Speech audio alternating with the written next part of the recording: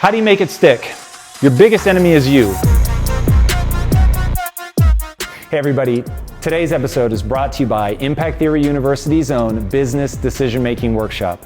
If you're a business owner looking to scale your company, I can help. I've created a 4-week intensive workshop that's going to give you the decision-making strategies that you need to scale your company. It's the exact things that I use to take Quest to $1 billion exit, and it's exactly what I'm using today on Impact Theory that's allowed us to grow by 400% in just the last 2 years. If this sounds like something that would be beneficial to you and your business, I want you to go right now to decision.impacttheory.com to apply. Once again, that's decision.impacttheory.com. You can apply today. All right, I'll see you on the inside. Probably the first 2 years of being in business, the only contributions I would make to a conference call were to say goodbye. I am not a born entrepreneur. How do you take your 10-year plan and make it happen in 6 months? Don't expect a spark of passion. It doesn't happen like that. Only in the process of gaining mastery will you find passion. You're standing in a room with 1,000 doors. Your job is to close 999 of them and walk through one. Make a decision, even if it's fucking terrible. Mistakes are the most information-rich data stream there is. Once you understand that in your life, motherfuckers, you're either going to be chasing money or you're going to be chasing fulfillment. When you chase fulfillment, you may also build a massive fucking company. People do not judge you by your intentions. They judge you by your results. The only thing that you have is today. So if you're worried about today and you take care of today, 10 years from now is going to take care of itself. If Disney can create the most magical place on earth, could we create the most empowering place on earth?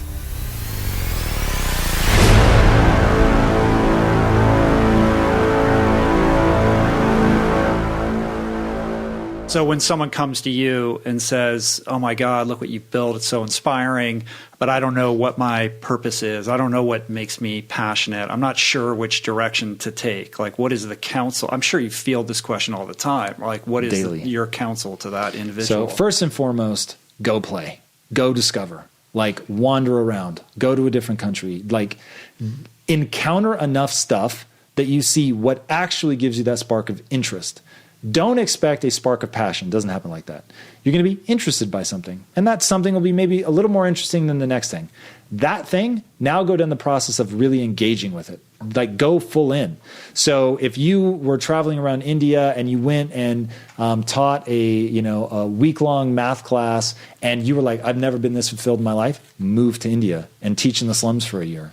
And if in that process, how about just when you go back home, maybe, start tutoring kids. Like, you don't have to revolutionize your life overnight, but if you start bringing greater expression to that impulse, it will lead you in a trajectory that you can't foresee in that moment. Super powerful answer.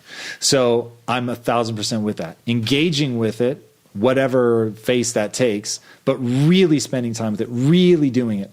Then if it turns into a full-blown fascination where you're like, I really dig this, then we're going to go down the process of gaining mastery. Only in the process of gaining mastery will you find passion. So to me, passion comes out of, it's kind of like love. I don't believe that love, it needs a different word. Unrequited love is a very different neurological state than reciprocal love. So if you have unrequited love, to me, that's something you really, like, I love singing, but I'm shit at it.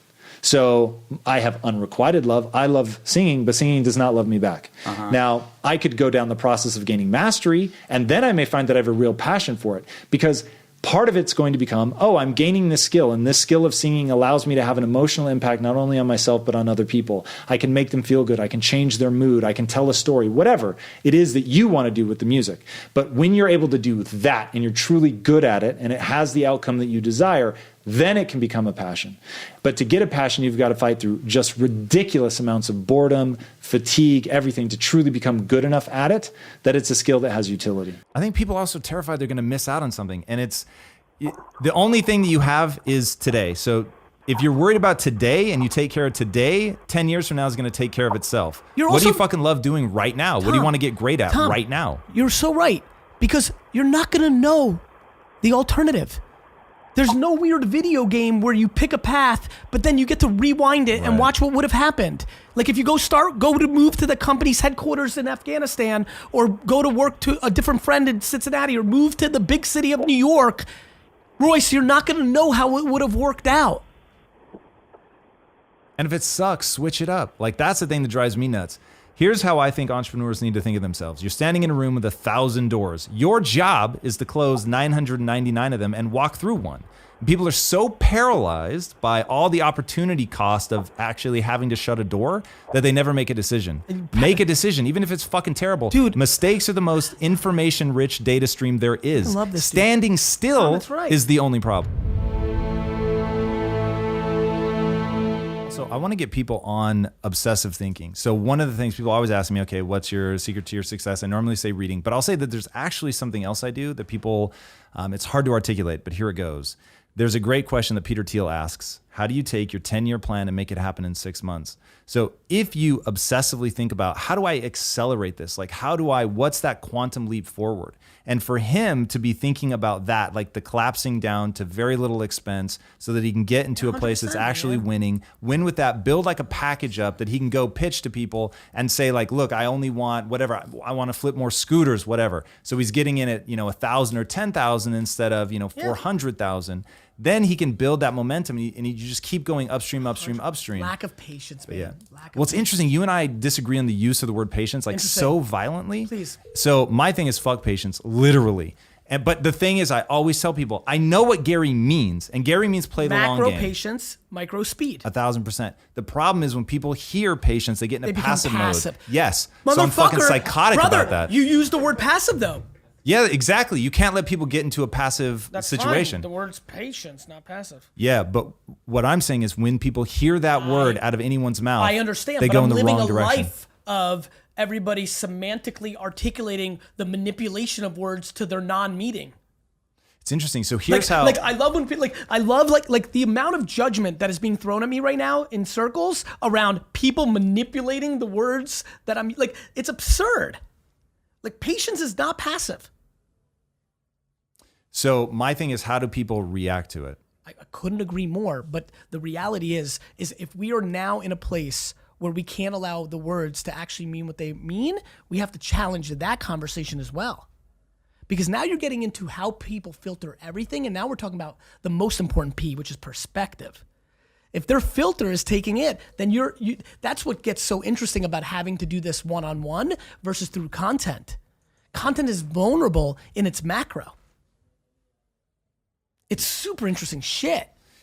Very interesting. And on this particular thing, like I'll say, forget the words because you and I are saying the same thing. I know and so we the are. last thing I want to do is argue We're in that when we get semantics. to the We're in point. semantics. 1,000%. And I'm with you. My thing is, how do you get people to realize that momentum is the thing that I think matters? So have you ever been in like an above ground swimming pool? You can start walking in a circle preaching. and it creates the vortex, and then you can pick your feet up and it The just whole carries thing you. I was talking to you about that I got to walk you through of like what you need to do for your studio to like win the world, literally internally for a few minutes was called momentum marketing. Nice. We can't had me be at believing momentum. more. Yeah. Whenever you're doing something, ask who's living my idealized life. I have one belief, and that is the 25-point belief system. That's it. Like that encompasses my whole ethos. So I want to tell stories that empower people, period, simple as. So my thing is, if Disney can create the most magical place on earth, could we create the most empowering place on earth? It's not a mistake that Walt Disney at one point was considered the most famous man in the world. And the US government literally would send him on goodwill missions to other countries. So there's just something about when you have an ethos that people can believe in, when there's a face to the company and it's not just a corporation, there's someone to believe in, there's someone to get value from, even if you're not consuming their product. Like there's just people gravitate towards that now in the era of social media. Our whole thing was, now I don't want to be tied down by one product. It's like, we want to do this massive multiple companies. And you know what I mean? Like you just start going like Disney, they could be doing better. Like let's beat them at their own game. So you really start just thinking at an absurdly grand level. And that's the fun of it, right? Like somebody has to, like somebody one day out there looked at an orange grove and said, this could be Disneyland, right? But it took somebody to look at an orange grove and say, I don't see an orange grove. I see just a future that nobody can imagine. And that's vision, right? Vision is hitting a target that other people doesn't even know exist. Before it's called social media, all that stuff, we're doing it and we're fucking doing it better than anybody else. I was about community when no one was talking about that. I was about authenticity and transparency before those became buzzwords, like just going fucking ham because that's where I was, right? Yeah. I'm not chasing money anymore, motherfuckers. Yeah. I'm doing something I care about. Yeah. I'm saving my mom and my Yeah. sister. Like this Yeah. is real for me. So because of that, and it was coming from somewhere so real, we were doing social before anybody else, creating all of our own content, everything. And it was so like for real, I wanted to touch people's lives. And so we blew up. And I felt like I'm king shit. Like I get it. I get something nobody else gets, that the number one most powerful marketing vehicle is being a good person. Like this is fucking crazy. Like we're living in this weird time where just because I actually give a shit, and if I did something like my product didn't work for you, not only will I take it back, refund you, I'll give you more for free, like whatever, right? And it just right time. Then my team starts going, Tom, you've got to step out front, dude. You've got to step out front. We want to start filming you. And I was like, absolutely fucking not. That is so weird. Like I want to be in the background. Definitely not my personality to want to step out front. And then you started popping off. Yep. And they kept rubbing you in my face. And they're like, look at this motherfucker. Look what he's doing, dude. Like he's popping off. People are really listen to his message. And I was listening and I'm like, this fucking guy's real. Every word out of his mouth is fucking real. And if people take his advice, and that's the thing I used to laugh about, I was like, guaranteed most people are not actually taking his advice, but I'm going to start taking his advice because it's real and I can see. And I saw that you saw from a personal branding perspective what I missed. And so this was probably about 4 years ago. I was like, all right, this dude fucking figured it out. And now I'm in second place. I do not fucking like second place. So I need to start hustling and I need to get a show and I need to do the shit. And so we would literally just like, how do we bring all this stuff that I've been doing behind the scenes and how do we translate it in front of the camera? From 2010 to 2013, you become one of the fastest growing companies in North America. It's crazy. Right? Crazy. I mean, you must have had to staff up like crazy. Oh, dude, this is, I wish people could see this now because people think of growth like that as being like a digital product or something where it's like, what did Instagram got to $1 billion valuation with like 8 employees or something. That is not how things went for us. So we were a manufacturing business. So we had to buy equipment, which has like 6, 8, 12 month lead times. We had, so imagine you're growing, you're doubling month over month, and you've got to project out 12 months. Think about how terrifying that is from a capital perspective, because you're only making the money you're making today, but you've got to spend the money that you're going to need to be spending for 12 months from now. It's absolutely bananas. Did you do a crazy capital raise? No. We did literally, we had one mezzanine debt round, very small, but it gave us enough that we were able to get to the point where we could borrow against accounts receivable. So we could get the line of credit. And again, mad love to my partner who managed all of that stuff, which is absolutely a genius with building those relationships. We had a belief, make friends before you need them. So it was like, we were very proactive in that stuff. But even just getting the square footage that we needed to be manufacturing out of was pure insanity. And you would move into a space and think that we're good here for the next 3 years. And I'm not joking, you'd be out in 6 months. It was so crazy. It was just happening so fast. And we had to staff up. The way that we had to staff up was crazy. It led to one of the most beautiful periods of my life, though, which was we needed people. So we put out on the street that we would hire people even if they had felony convictions. So we had people lined up around the building just to get an interview. Oh, wow. And that was extraordinary and introduced me to just some beautiful, beautiful humans that completely shaped my belief system, is why I launched Impact Theory. Because when you see enough lives where it's like, these are extraordinary people who will do nothing with their life because they don't believe they can.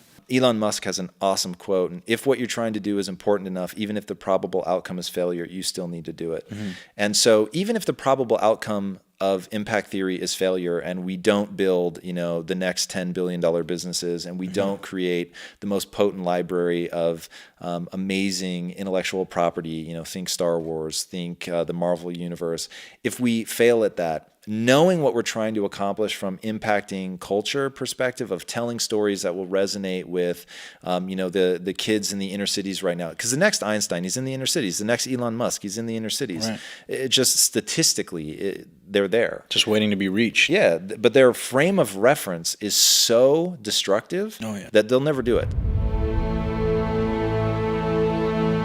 I am not a born entrepreneur. Yeah. Not in the slightest. And part of the reason that my philosophies are what they are is because I have lived them.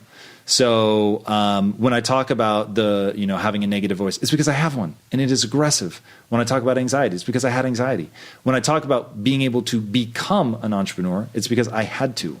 So I didn't have the instincts. In fact, from an instinct perspective, I didn't have any. And I had to learn all of that. Now I would say I do have good business instincts because I've trained them over time, but I certainly didn't have them in the beginning. And in the beginning of my business career, and this is real, and I really want people to feel what I feel when I say this.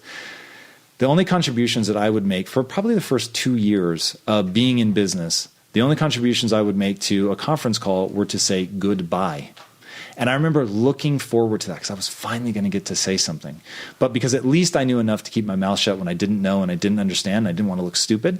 So I would just be quiet. I would listen and learn. And I'm very grateful to the guys that gave me that opportunity. They would let me on the call.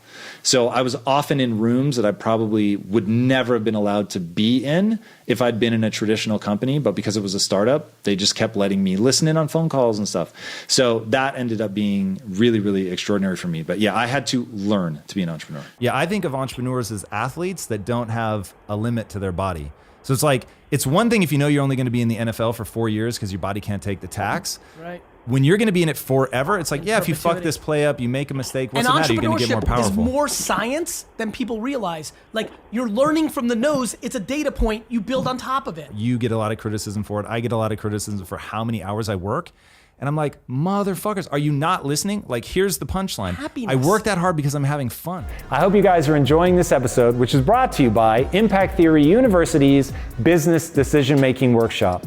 With 9 full-length classes and weekly live case studies with me, the Business Decision Making Workshop is a hands-on approach to honing your abilities to scale your business. I'm gonna be in there with you, working through your hardest problems so that you'll be able to master how to overcome any impediment by getting the most foundational way to think through novel problems. And that, my friends, is exactly what you need to do if you want to scale your company and have the kind of crazy success that you've always dreamed. I promise it is possible. This is teachable. This is something that you can learn. It is a process that you can deploy against your business and be able to move confidently forward. Just go right now to decision.impacttheory.com to apply.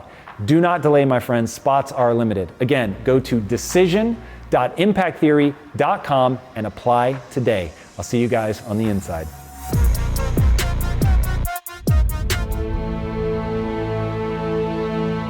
I want to talk about your marriage a little bit. Yes. You have an amazing relationship with your wife. Thank you. And I'm curious as to how you make it work as life partners and as business partners, because this is something that's personally, interesting to me as somebody who does the same. So part of it is that we're building the same company because it did not work like that when I hated my job. She wasn't working at all. She was a stay-at-home wife at the time. And I'm working. I hate my job. I don't want to come home and talk about it. I'm working around the clock.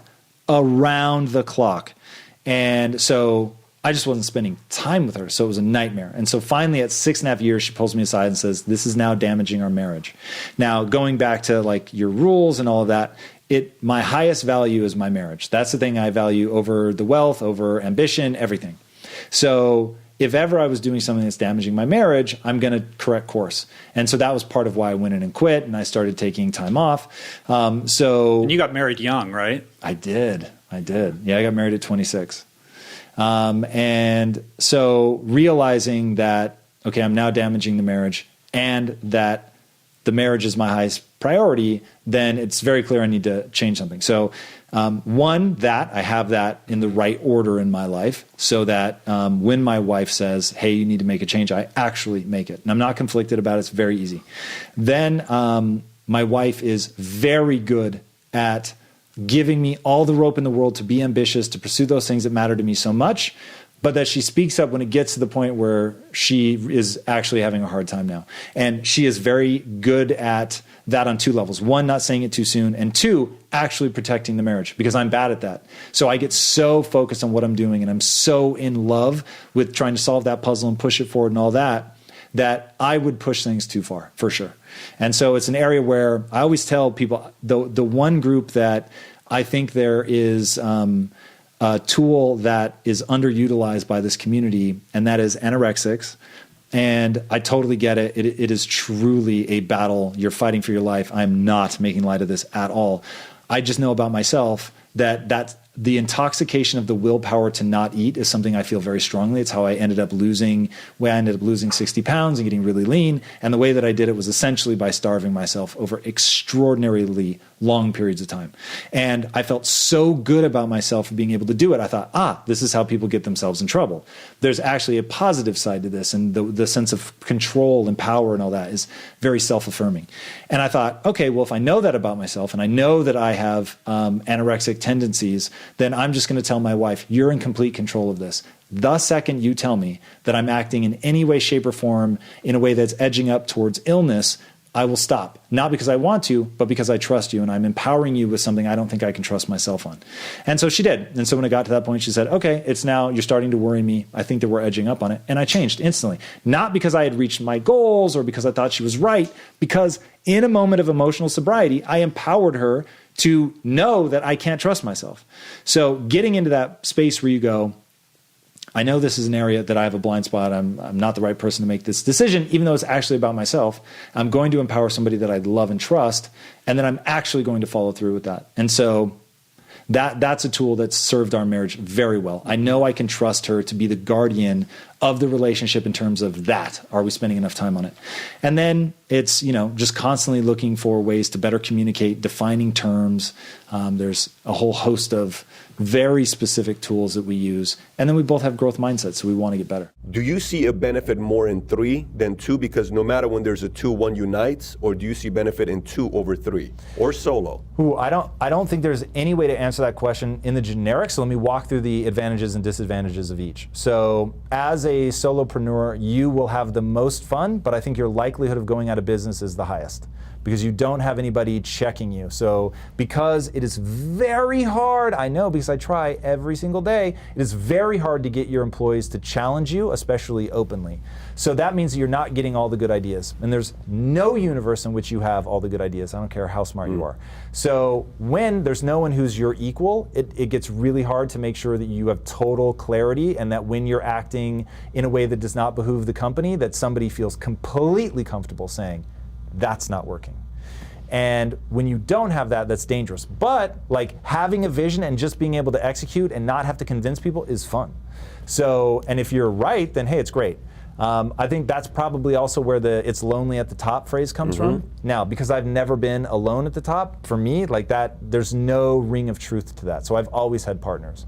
Now, when I had 3 partners, it was really complicated. And trying to make sure that you're both doing what's right for the company and doing something that makes everybody feel good. And then if you have different like parents that are of different religions, on those areas where you have a collision of values, that's problematic. Because your likelihood of convincing somebody to change their mind is good. Your likelihood of convincing to change someone's values is virtually 0.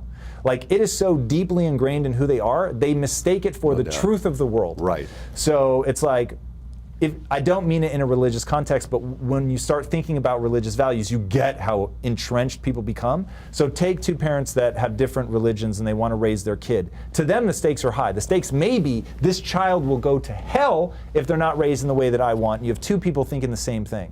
So you could definitely run into that in business, where you get the like, if we do what you're saying, we're going to lose the business. And they're thinking, if we do what you say, we're going to lose the business. Right. Now you have a collision of values. That's hard.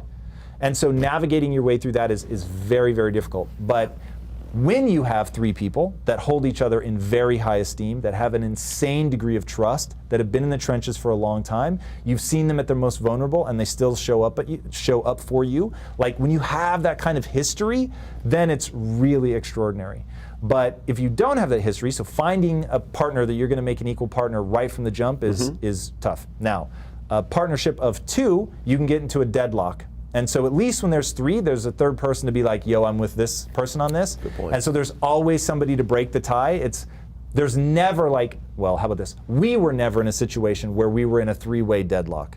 So it was just far too easy. One person knew, this one's either close enough to what I want anyway or whatever, I'm just going to go with that and vote. So somebody was always getting outvoted. You just knew from time to time you're going to get outvoted, and this may be the key. As long as everybody actually wants their other 2 partners to win, it works. So if I always want my way to be right and I don't give a shit about you or your feelings, then it's going to be bad and you and I are going to have animosity. But if I actually want you to win, and so I'm like, I think I'm right this time, but I know what it's like to always have someone else's idea win, and I never get to see if my idea works. So even though I think I'm right, I'm going to disagree, but I'm going to commit to your idea. And that whole disagree but commit was a big thing. Disagree but commit. I disagree but commit. Like, if when we walk out this door, no one will be able to tell which one of us disagreed, because we will be so die-hard about it. I love that. So that was a real thing. I love that. So now my partnership is with my wife. And when we created the company, Impact Theory. Impact Just Theory. the two of you. Just the two of no us. one else. Nothing. Any plans of bringing anybody in? All of our employees have basically phantom shares, so they have ownership. If we sold, they'd get a piece, Sure. but they don't vote or anything like that. Okay. So no, I would be shocked if we did that. Won't never say never, but I'd be surprised. And when we created it, I told the lawyer, create the ultimate divorce nightmare. And my wife was like, whoa, whoa, whoa. You take 51, I'll take 49. Like, there's no need to do that. The lawyers are like, listen to her. You take 51, she takes 49. It just makes things clear, Tom. And I said, no. 50-50, because A, my marriage is my highest priority. The business comes a distant second. And 2, if I say to her, we're equals in every way, but I don't trust you quite enough to give you equal percentage, even though she agrees, it sends a signal to her that I'm hedging my bets. And the reality is, I know what that does to people psychologically. So, and that's the exact reason at Quest that we were 33 1/3 each. Just, you don't get any benefit by making it different, and you get massive dissent when it's off. So when you guys having a conflict and you're trying to make a decision, was it Tom's the final decision maker? Or no. It was 2 out of 3? Yeah. So majority? Yeah. Oh, very simple. So it's Very easy. simple. So hey, 2 out of 3, good, let's go with it. I disagree, but we got 2 out of 3. And it was a lot more interpersonal than that. That was sort of the truth of it, but we really did, like, there was such a deep brotherhood that was a real presence in all of this. It was like, you're really talking through it, you're being sensitive to how the other person feels. So you're being strategic, there's no question, like you have to think of the business, but we were always trying to walk that line of like, I don't want to hurt you, I don't want to like piss you off, like it's not about that. I'll push you if I have to, no question. And if you get upset, even though that's not my intent, that's going to happen from time to time. We all have to be big boys and deal with it. Mm-hmm. And also you have to learn to let go and recenter yourself and not be emotional. And so we weren't spiteful. So it's like, it's really complicated. And that's why it wouldn't work for everyone, but we did it for a very long time. No, and culture, man, is literally everything. Everything. My thing is, my new like absolute obsession is emotional safety. And it's one of those things people don't talk about in business. It feels super weird to say words like emotional safety, but I'm telling you right now, like if whatever you do, whether you're starting your own business or you're in a business, look for somewhere where you can have emotional safety, because coming into work and feeling good about it is a big deal. And I think there are 2 metrics, and this is really going to get people in a weird place. Metric number 1, laughter. How often do people laugh? You have to fucking pay attention to that. And then number 2, and dude, the first time this really occurred to me was I was in your office and I was looking out and I saw 2 people put their arms around each other. I thought, wow, that's interesting. But what I said was, I want the company to reflect our real personalities, who we are, what we want to do in life, the things that we're passionate about. I want it to just pour through in everything that we do. And so we moved away from really boring security software to something that we were going to be passionate about.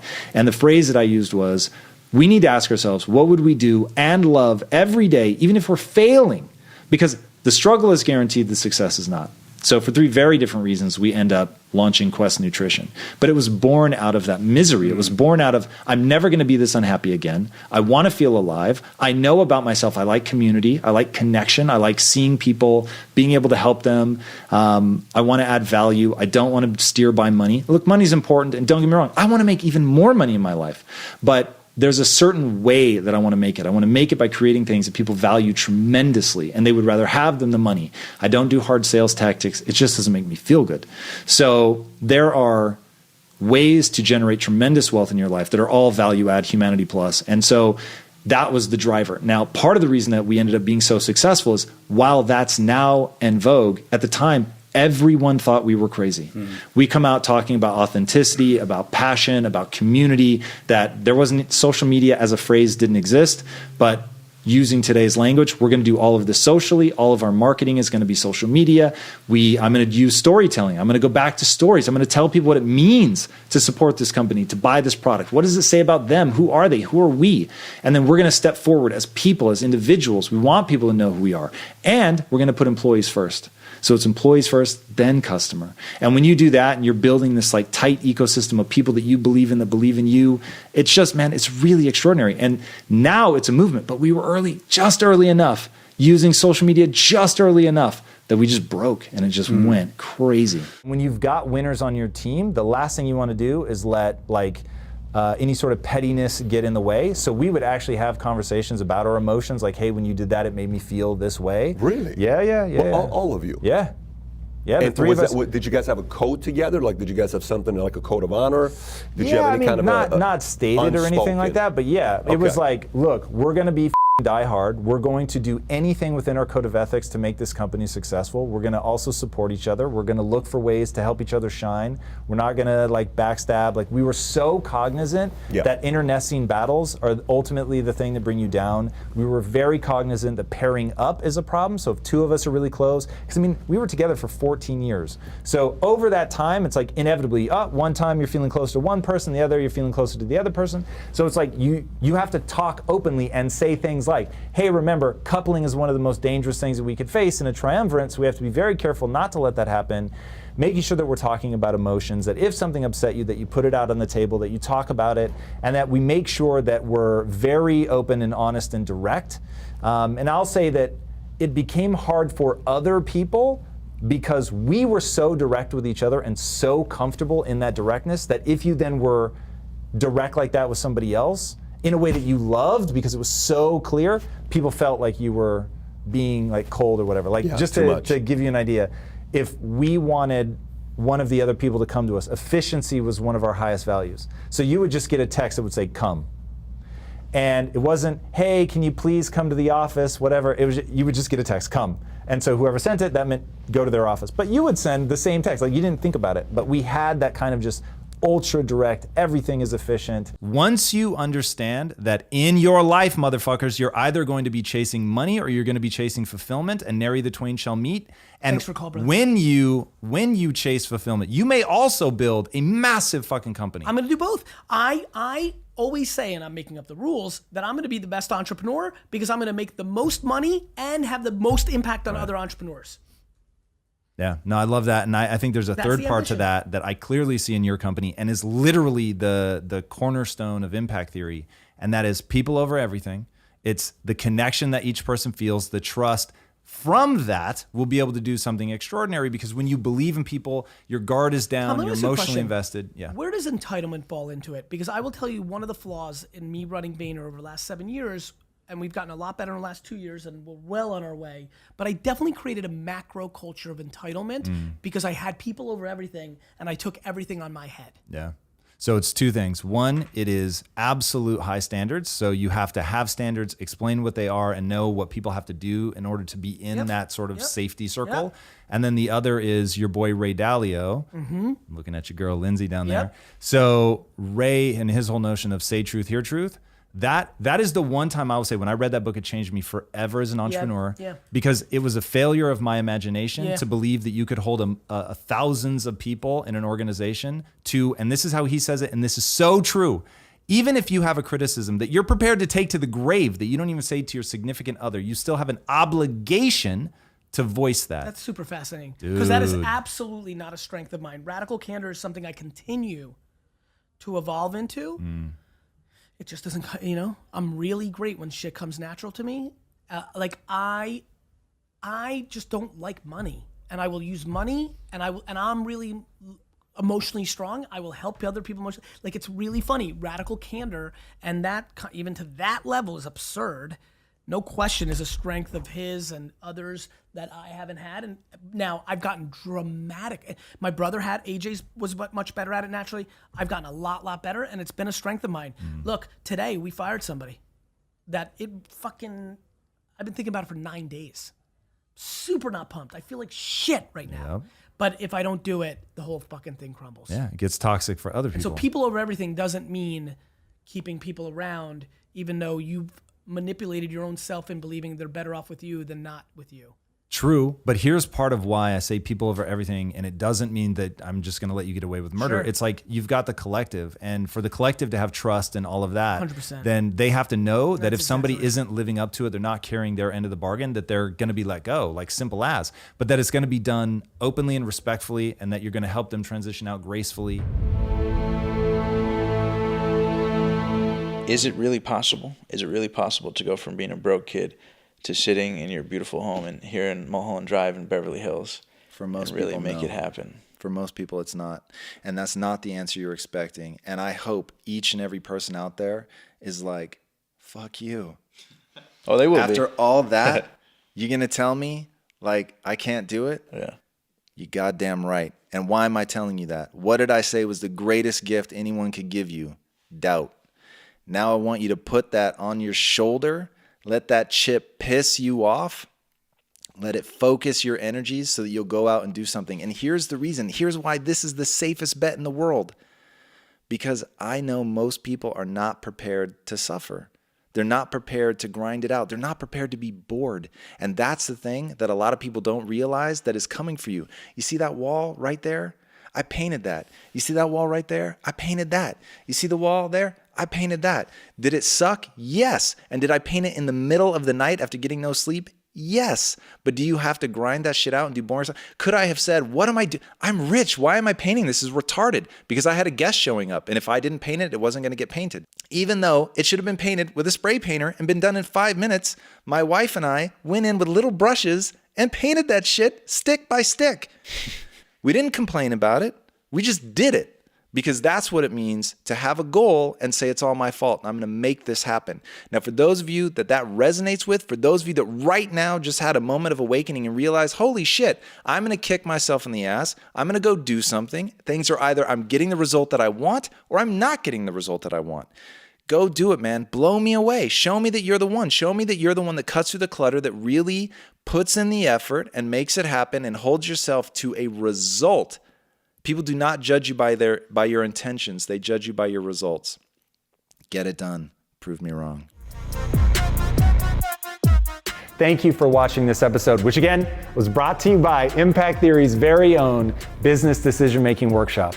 If you guys are ready to take your business to the next level by investing in yourself and learning the first principles of business, then I want you to take action right now and go to decision.impacttheory.com to apply. I promise you, I am giving you every piece of information that you will need to overcome any obstacle that your company is facing, to stare down problems that will arrive a year, 5 years after you take the course. This is the strategies of business decision making that every successful entrepreneur has to learn to deploy against their company if they want to grow. All right, guys, I promise it will deliver 10x the value of what you pay for it. And if it doesn't, I'll give you your money back, no questions asked. You know me, I live in the public eye. There's nowhere for me to hide.